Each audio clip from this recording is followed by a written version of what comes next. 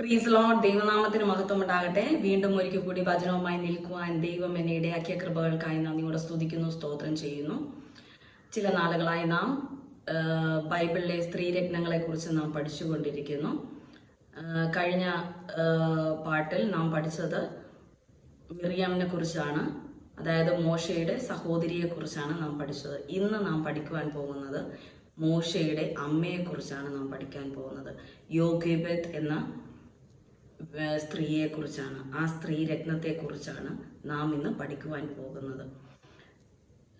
പുറപ്പാട് പുസ്തകത്തിൽ 4 സ്ത്രീകളെ കുറിച്ച് വ്യക്തമായി സംസാരിക്കുന്നു. ആ സ്ത്രീകളിൽ ഒരു വ്യക്തിയാണ് മോശയുടെ അമ്മയായ യോഖേബെത്ത്. നമുക്ക് ഒരു നിമിഷം തലകളെ വണക്കാം, പ്രാർത്ഥിക്കാം. കർത്താവേ, ഈ വചനത്തിൻ്റെ അനുഗ്രഹത്തിനായി ഞാൻ അവൻ്റെ കരങ്ങളിലേക്ക് ഏൽപ്പിക്കുന്നു. കർത്താവേ, ഈ വചനം അനേകം പേർക്ക് അനുഗ്രഹമായി തീരുവാൻ തക്കവണ്ണം കർത്താവേ, ആ സ്ത്രീയിലൂടെ അങ്ങ് എന്താണ് ആഗ്രഹിച്ചിരുന്നത്, എന്താണ് ആ സ്ത്രീയെ കൊണ്ട് ചെയ്യുവാൻ ആഗ്രഹിച്ചിരുന്ന പ്രവൃത്തി എന്നൊക്കെ മറ്റുള്ളവരുമായി സംസാരിക്കുവാൻ തക്കവണ്ണം, മറ്റുള്ളവർക്ക് മനസ്സിലാക്കി കൊടുക്കുവാൻ തക്കവണ്ണം എൻ്റെ നാവിലൂടെ അങ്ങ് ഇടപെടുമാറാകണമേ എന്ന് പ്രാർത്ഥിക്കുന്നു. കേൾക്കുന്ന വ്യക്തികൾക്ക് ആ യോഖേബെത്തിൽ നിന്ന് കർത്താവെ നല്ലൊരു പാഠം പഠിക്കുവാൻ തക്കവണ്ണം കൃപ ചെയ്യണമേ എന്ന് പ്രാർത്ഥിക്കുന്നു. എന്നെ താഴ്ത്തി ഏൽപ്പിക്കുന്നു. കേൾക്കുന്ന വ്യക്തി ജീവിതങ്ങളെയും അപ്പൻ്റെ കരങ്ങളിലേക്ക് ഏൽപ്പിച്ച് പ്രാർത്ഥിക്കുന്നു. കർത്താവെ, ഞാൻ ഈ ചെയ്യുന്നതായ യൂട്യൂബ് ചാനലിനെ അപ്പൻ്റെ കരങ്ങളിലേക്ക് ഏൽപ്പിച്ച് പ്രാർത്ഥിക്കുന്നു. കർത്താവെ, നാൾക്ക് നാൾ വർദ്ധിപ്പിച്ച് അങ്ങ് അനുഗ്രഹിച്ച് നൽകുമാറാകണമേ എന്ന് പ്രാർത്ഥിക്കുന്നു. അനേകം പേർക്ക് അനുഗ്രഹമായി, അനേകം പേർക്ക് വിടുതലിന് കാരണമായി തീരുവാൻ കൃപ ചെയ്യണമേ എന്ന് പ്രാർത്ഥിക്കുന്നു. എന്നെ താഴ്ത്തി ഏൽപ്പിക്കുന്നു. യേശുവിൻ നാമത്തിൽ തന്നെ. ആമേൻ, ആമേൻ, ആമേൻ. ഇന്ന് നാം ഇവിടെ പഠിക്കുവാൻ പോകുന്നത് മോശയുടെ അമ്മയായ യോഖേബെത്തിനെ കുറിച്ചാണ് നാം പഠിക്കുവാൻ പോകുന്നത്. മോശയുടെ അമ്മ ഒരു എബ്രായ സ്ത്രീയാണ്. ഒരു എബ്രായ സ്ത്രീയാണ് യോഖേബെത്ത് എന്ന് പറയുന്ന ആ സ്ത്രീ.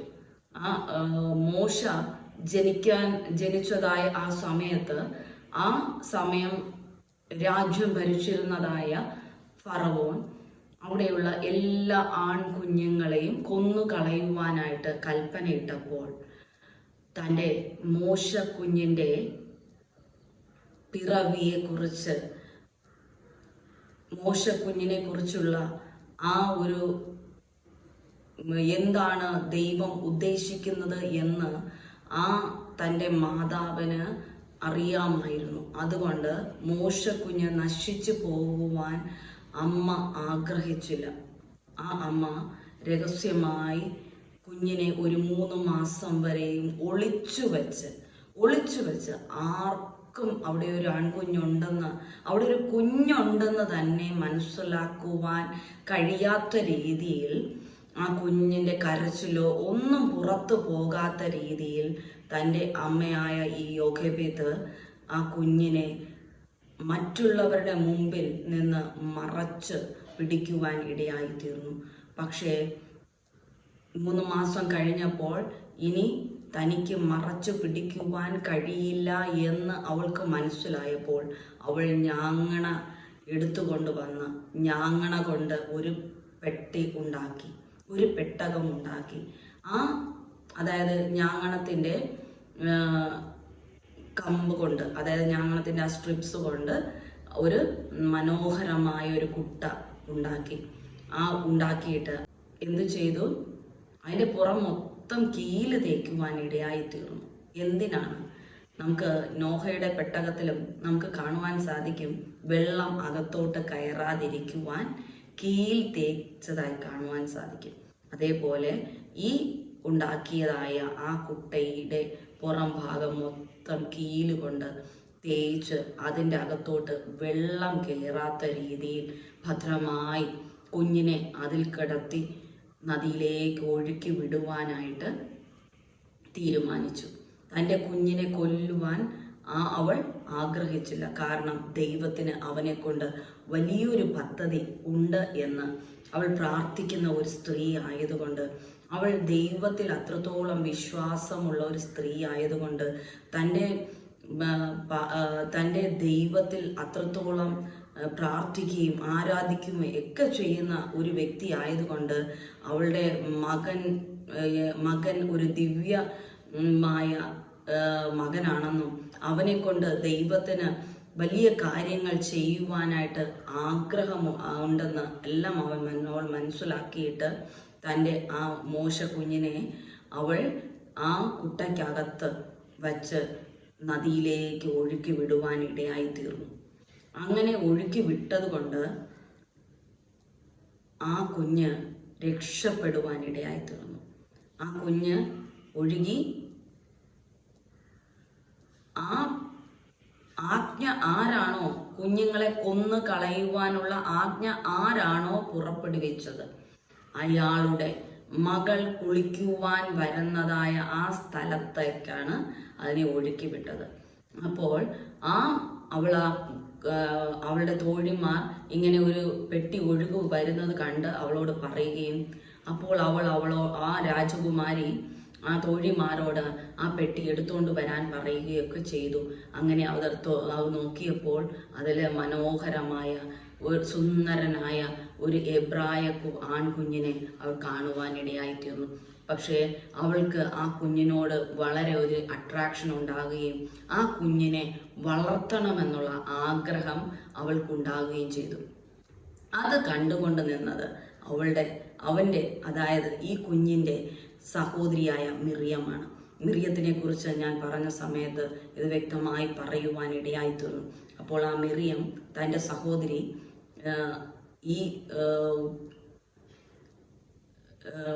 ഈ ഫറവോന്റെ പുത്രിയോട് ചോദിച്ചു, ഈ കുഞ്ഞിനെ വളർത്തുവാൻ, ഈ കുഞ്ഞിന് മുലയൂട്ടുവാൻ ഒരു എബ്രായ സ്ത്രീയെ ഞാൻ കൊണ്ടുവരട്ടെയോ എന്ന്.